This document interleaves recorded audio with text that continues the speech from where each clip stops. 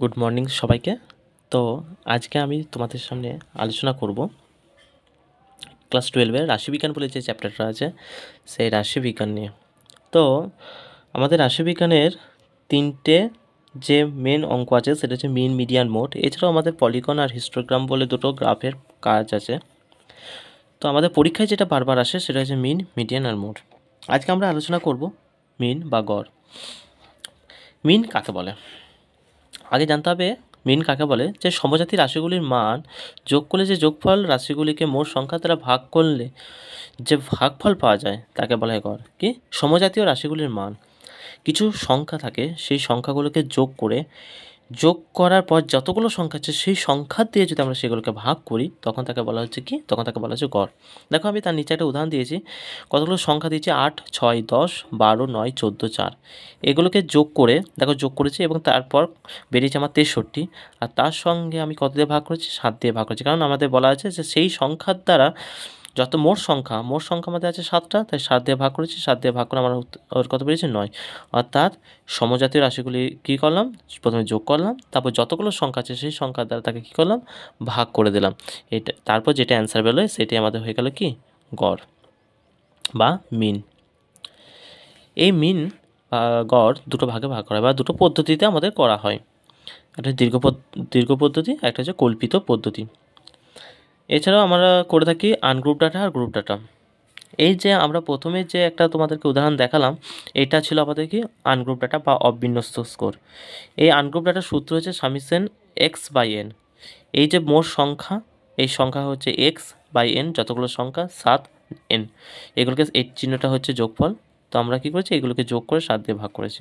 আর বিন্যস্ত স্কোর বা গ্রুপ ডাটার সূত্র হচ্ছে m = সামিশন fx/n।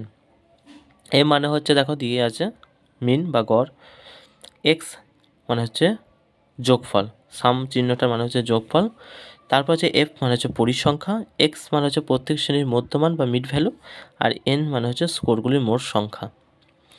এই যে যোগফল চিহ্নটা বা সাম চিহ্নটা, এটা বারবার এমসিকিউতে দেয় যে এই রাশিবিজ্ঞানে এই সাম চিহ্নটা কিসের জন্য ব্যবহার করা হয়, এমসিকিউ দেয়।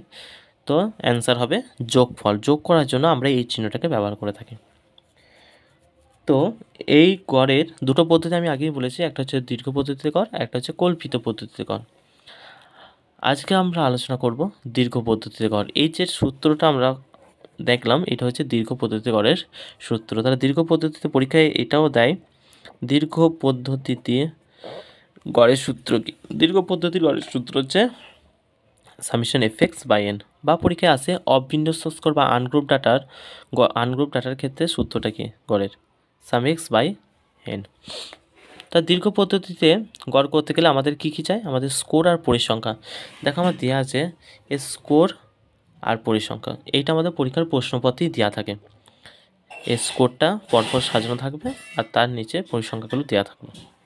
এটা আমাদের কী করতে হবে? আমাদের একটা টেবিল তৈরি করে নিতে হবে। দেখো আমি উপরে একটা টেবিল তৈরি করে নিয়েছি। স্কোর, যেমন যে স্কোরগুলো দেওয়া ছিল সেই স্কোরগুলোকে লিখেছি। পরিসংখ্যা, যে পরিসংখ্যাগুলো দেওয়া ছিল সেগুলো আমি পরপর সাজিয়ে নিয়েছি, যার যেটা পরিসংখ্যা। তারপর দুটো ঘর আমি নতুন অ্যাড করেছি, সেটা হচ্ছে মধ্যমান আর একটা হচ্ছে পরিসংখ্যা ইন্টু মধ্যমান।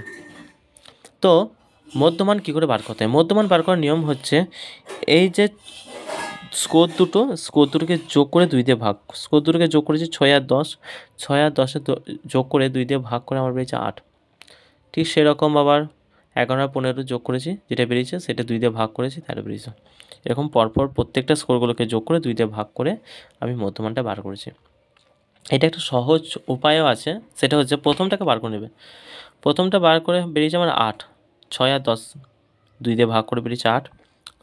তো 6 আর 10-এর মধ্যে ব্যবধান হচ্ছে আমার কত? 5 ঘর। 6, 7, 8, 9, 10, আমাদের মোট 5 ঘর ব্যবধান।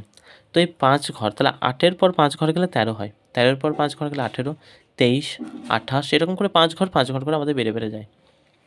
আর তারপর চলে এসো মধ্যমান ইন্টু পরিসংখ্যা। মধ্যমান ইন্টু পরিসংখ্যা মানে হচ্ছে এই যে মধ্যমান আমাদের যেটা বেরিয়েছে তার সঙ্গে পরিসংখ্যা গুণ করতে হবে। তাহলে মধ্যমান কত বেরিয়েছে? 8, আর পরিসংখ্যা কত বেরিয়েছে? 4। এই দুটোকে গুণ করে আমার হয়েছে 32। তাহলে 13 আর 6 গুণ করে হয়েছে 78, 18 আর 20 গুণ করেছে 360, 23 আর 7 গুণ করছে 161, আর 28 × 3 হচ্ছে 84। তো আমাদের বেরিয়ে গেছে। আশা করি সবাই এই জায়গাটা খুব ভালো করে বুঝতে পেরেছ যে স্কোর আর পরিসংখ্যা আমাদের পরীক্ষার প্রশ্নপত্রে দেওয়া থাকে। আমাদেরকে বার করতে হয় মধ্যমান আর পরিসংখ্যা ইন্টু পরিসংখ্যা। মধ্যমান বার করার নিয়ম বলে দিয়েছি যে দুটো স্কোর দুটোকে যোগ করে 2 দিয়ে ভাগ, আর পরিসংখ্যা ইন্টু মধ্যমান বার করার নিয়ম হচ্ছে মধ্যমানের সঙ্গে পরিসংখ্যার গুণ।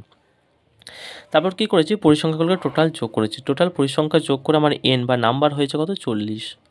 আর মধ্যমান ইন্টু পরিসংখ্যাগুলোকে টোটাল যোগ করে কত বেরিয়েছে, টোটাল যোগ করে বেরিয়েছে সাম এফএক্স সমান বেরিয়েছে 715। তো এরপর আমি সূত্র যেটা ছিল সেটা লিখে দিয়েছি যে গড় সমান সামেশন এফএক্স বাই এন। তো সামেশন এফএক্স আমার কত বেরিয়েছে, 715 আমি লিখে দিয়েছি 715। আর পরিসংখ্যা বেরিয়েছিল আমার, টোটাল বেরিয়েছিল 40, তো 40 লিখেছি। তারপর 715 সঙ্গে 40 দিয়ে ভাগ করে আমাদের এই অ্যান্সারটা বেরিয়েছে। আর প্রায়টা লিখতেই হয় প্রত্যেকটা অ্যান্সারের পাশে, কারণ আমাদের পয়েন্টের পর অনেকজন অনেক রকম সংখ্যা নেই, কেউ দুটো, কেউ একটা, কেউ তিনটে।